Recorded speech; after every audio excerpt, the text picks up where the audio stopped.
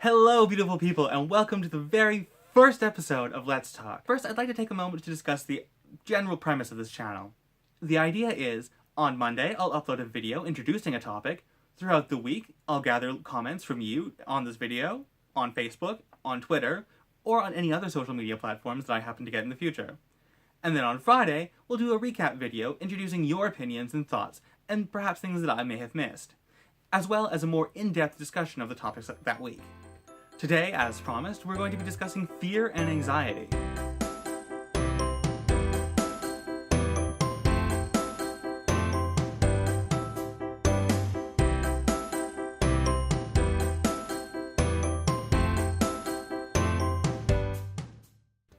First, we're going to start with fear.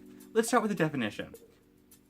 Fear is an unpleasant emotion caused by the belief that someone or something is dangerous, likely to cause pain, or is a threat. Some most common fears are arachnophobia, a fear of spiders, ophidiophobia, a fear of snakes, and acrophobia, a fear of heights. I personally have the latter. Now, you may be familiar with what's called the 3 F's in terms of a fear response: fight, flight, or freeze. The first, fight, may or may not have an evolutionary advantage. If you decide to take on a woolly mammoth, for example, chances are you're going to lose, and you're not going to be able to pass along your genes. However, if you're afraid of, let's say, a tree, and you decide to take on this tree, chances are you're going to be pretty safe. And it may even yield you some fruit, or perhaps a smaller animal to eat. Nowadays, however, the instinct to fight when challenged or when afraid is much less likely to result in death. Unless, of course, you're in certain situations, let's say you're being mugged, for example. If you decide to fight the attacker, chances are you're not going to do too well. The second, flight, serves a much more obvious evolutionary purpose. If you're afraid of something and you run from it, that thing can no longer kill you. However, you're going to be missing out on certain advantages that may come along with the fight response. As mentioned before, attacking a tree, or a smaller animal. If you run from everything that makes you afraid, you're just going to probably be emaciated in a cave somewhere.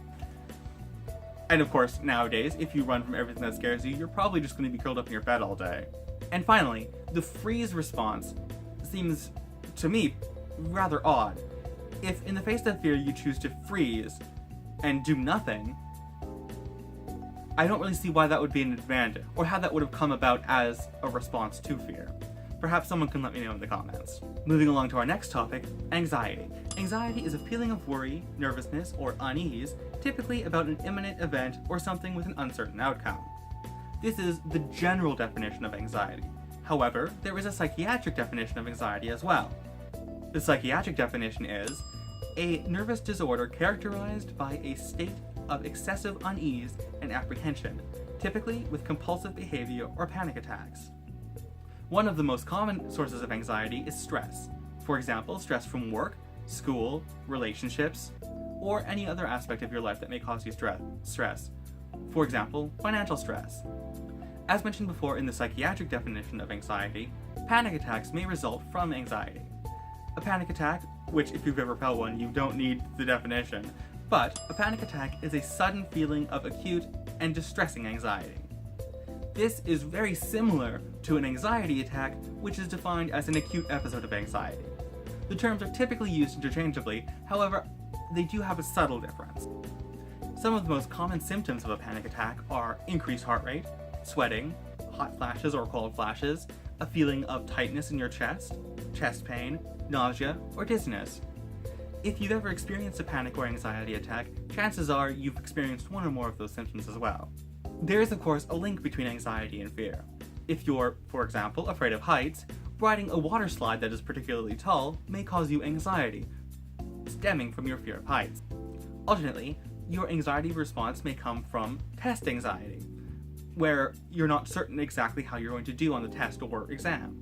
This is different from having a fear response to the exam itself. Hold on.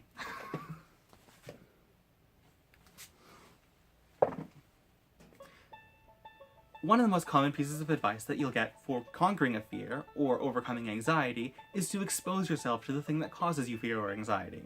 Going back to our water slide example, if you were to, say, ride this water slide 100 times, you probably wouldn't have the same anxiety the 100th time as you did the first time.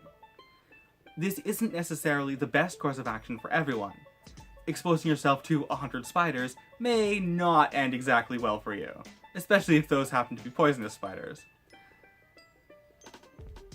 In situations where people are debilitated by their anxiety or unable to cope with the level of anxiety that they feel, or just generally unable to cope with the day-to-day necessities, this may be a symptom of a more serious affliction, in which case you should consult a doctor or psychiatrist. I personally have experience with this, as I was diagnosed with generalized anxiety disorder last September. I've worked with my physician through several meetings over the last few months, and we've managed to optimize the medication that I'm taking. I can say for me personally, this was the right choice, and it has helped me tremendously to overcome the anxiety that I feel from day to day.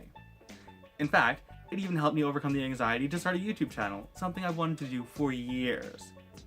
This may not be the right choice for everyone, however. I know quite a few people who have tried the path of taking medication only to find out that it didn't help them at all, or in some cases, made their symptoms worse. It still is something that I would recommend, however. If you're willing to take the chance to discuss your symptoms with a doctor or psychiatrist, and they do recommend you taking medication, it's worth trying, in my opinion, to see whether or not it will help with your symptoms. Again, I am not personally a doctor, so take all that with a grain of sand.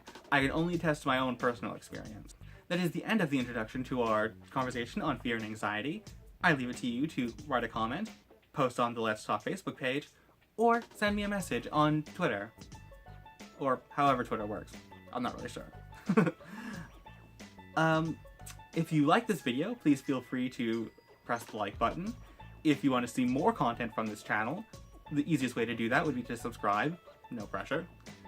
And if you have anything else you'd like to say, perhaps about possible topics we should discuss in the future, or anything that I have missed, or if you just want to call me an idiot, go ahead and leave a comment. On Friday, I will be uploading the response to this video, the comments that you have posted, if of course there are any. I'm not expecting there to be a whole lot of views on this video. In fact, if I even get 2, I'm going to be pretty happy. And you can join me next Monday when our discussion topic will be owls. But that's it from me today. Thank you very much for joining me, and have a great day.